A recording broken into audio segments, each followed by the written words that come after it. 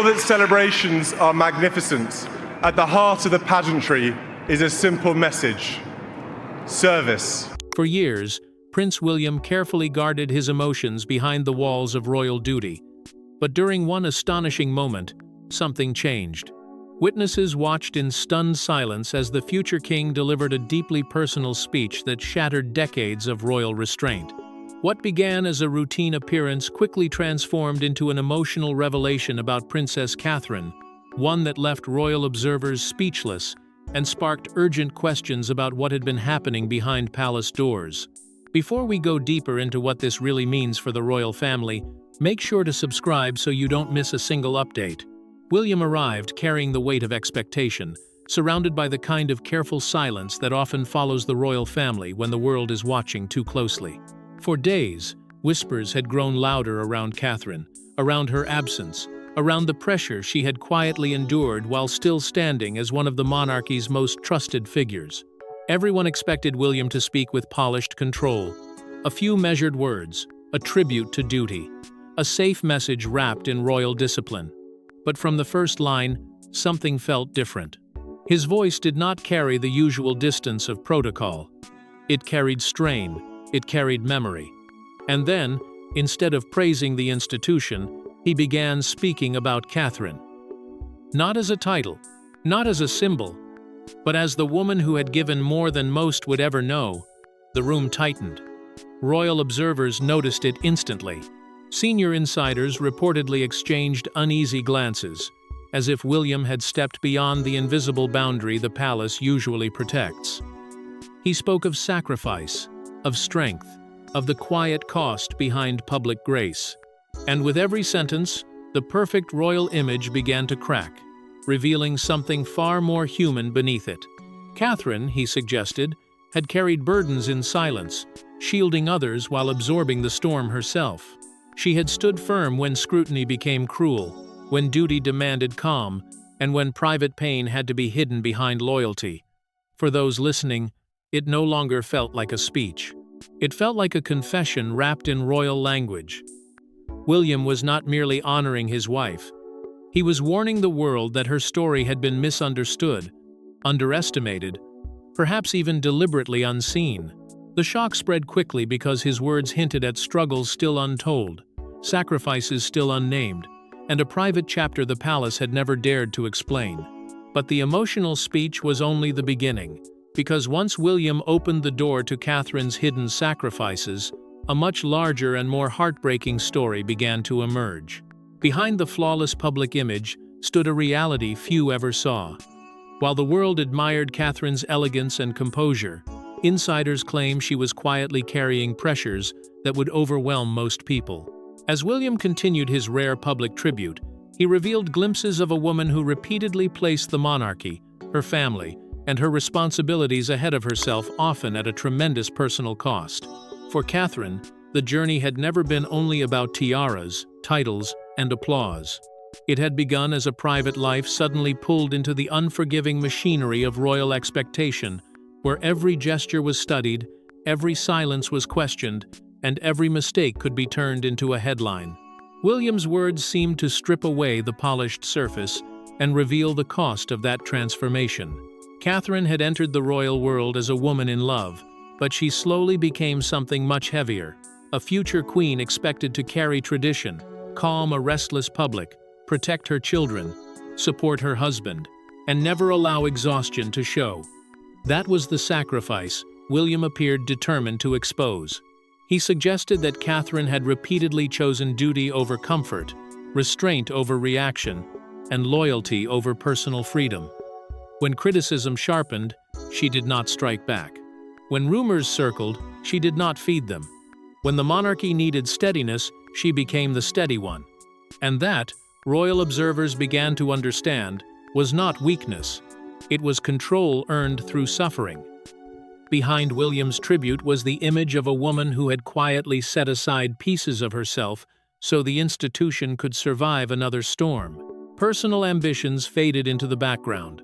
Private frustrations were swallowed. Motherhood, public duty, family expectations, and the pressure of becoming queen all collided around her.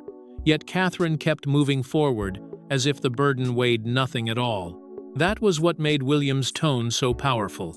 He was not simply praising grace, he was exposing the pain behind it.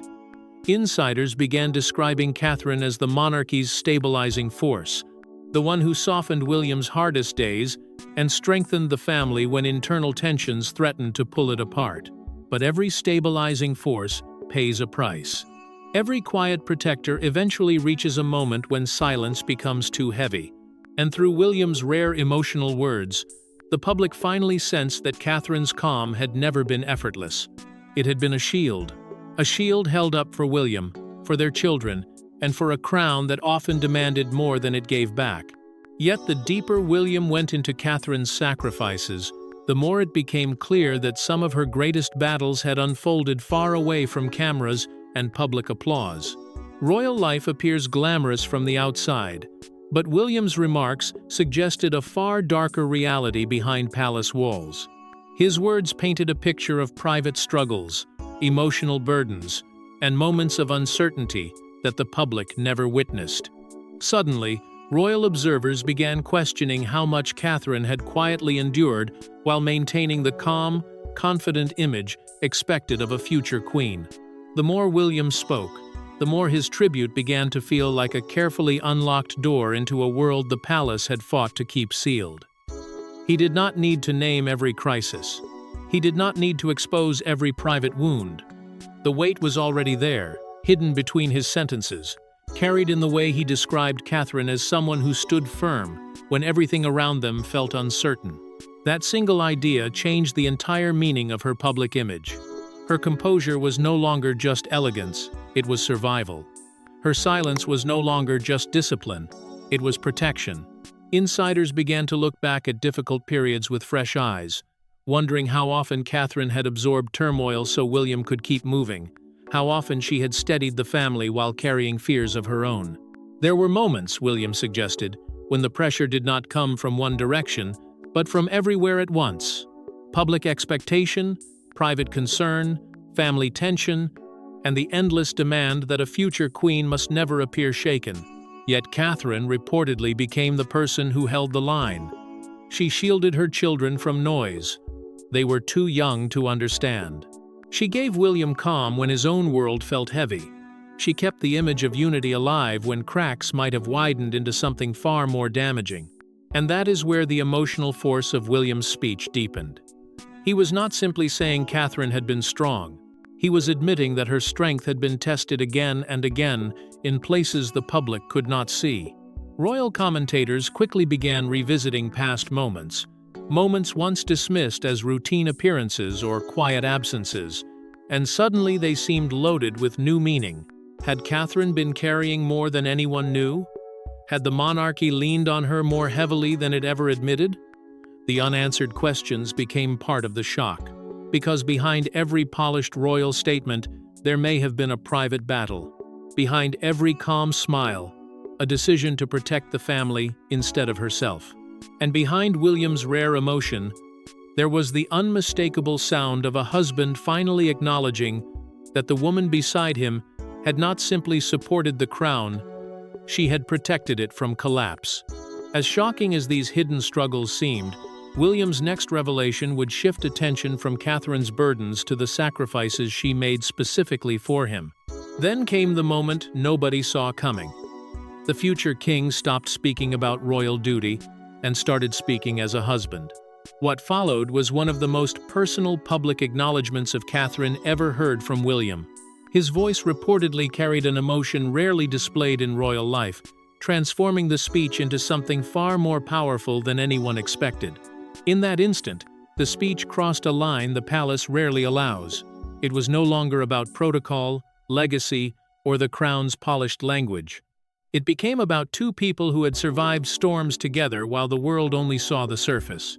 William spoke of Catherine not simply as the future queen, but as the person who had held him steady when the weight of expectation became almost impossible to carry. He credited her with giving him strength in moments when duty demanded more than he felt able to give. And that was what stunned royal observers most. William, known for caution, suddenly sounded unguarded. He seemed to be revealing that Catherine had not only carried her own burdens, but had also carried part of his.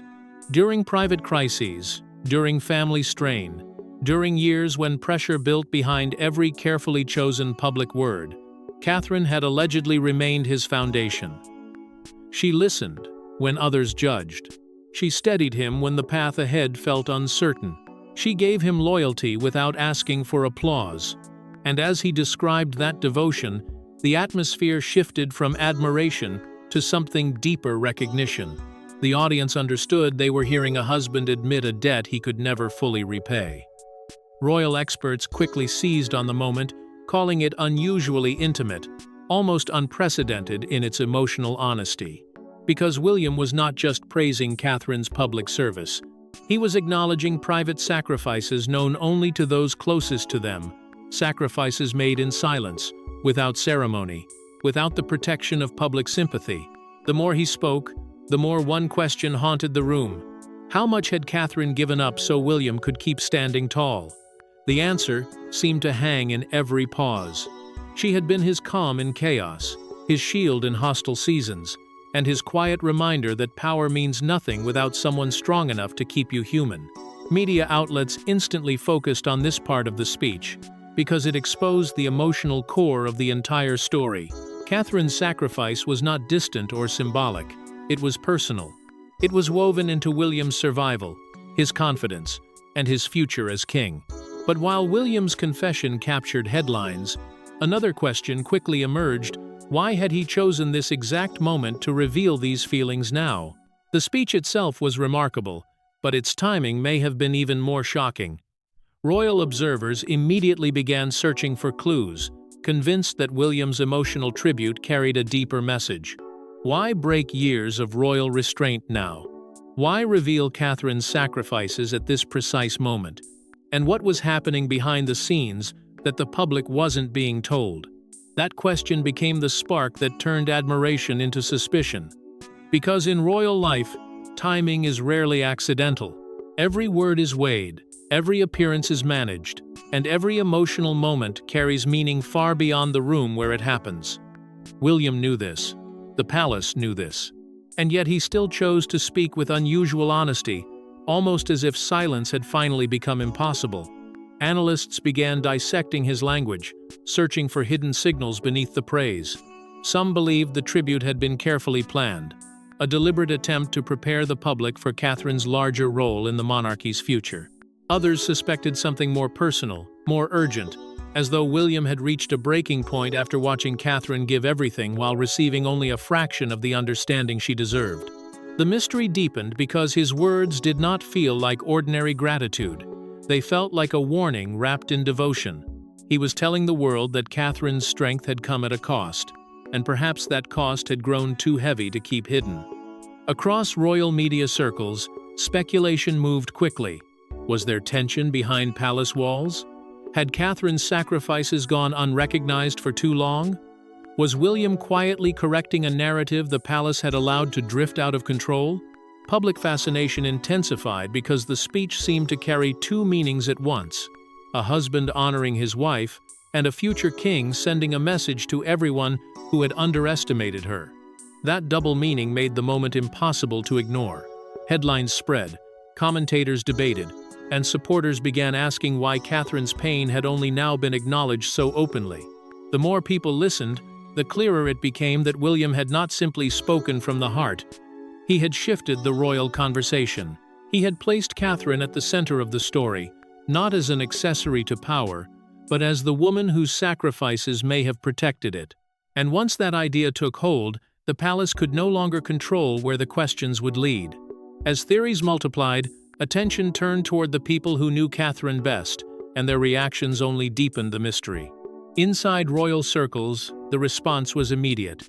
Those who had spent years working alongside Catherine suddenly found themselves revisiting countless moments from the past. Some reportedly felt validated by William's words. Others appeared stunned by how much he was willing to reveal. And as reactions spread through palace corridors, the emotional impact of the speech continued to grow. For years, Many around the palace had watched Catherine move through pressure with a discipline that almost made her suffering invisible. She did not demand recognition. She did not turn private strain into public sympathy.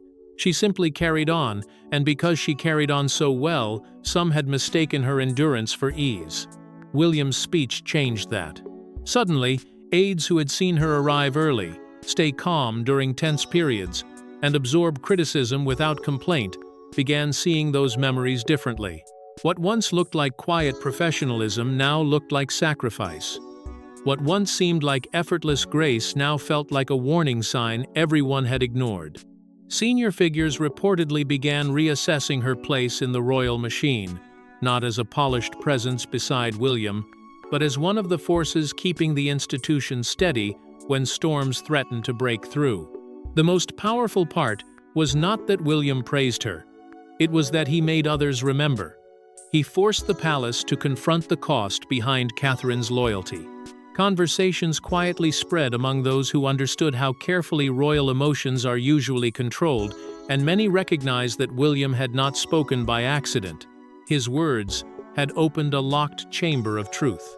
Stories of Catherine's dedication began resurfacing, the moments she protected family unity, the times she chose silence over self-defense, the unseen effort required to balance motherhood, duty, and the expectations placed on a future queen.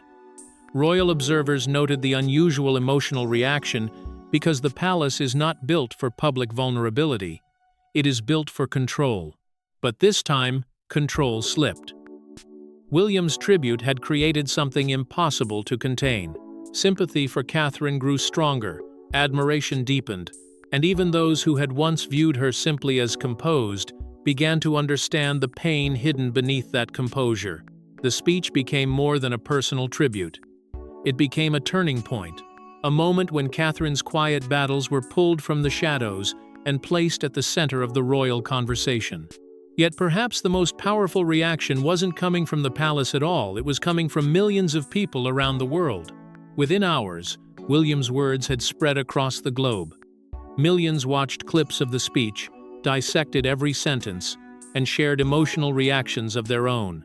For many, the speech transformed Catherine from a respected royal figure into something even more compelling, a symbol of resilience, sacrifice, and quiet strength hidden behind years of public composure. The response was immediate because people felt they had finally been allowed to understand the woman behind the royal image. Supporters who had watched Catherine for years began revisiting her journey, not as a smooth climb toward power, but as a long road marked by pressure, patience, and silent endurance. Every old moment seemed different now. Her restraint looked stronger. Her loyalty looked heavier.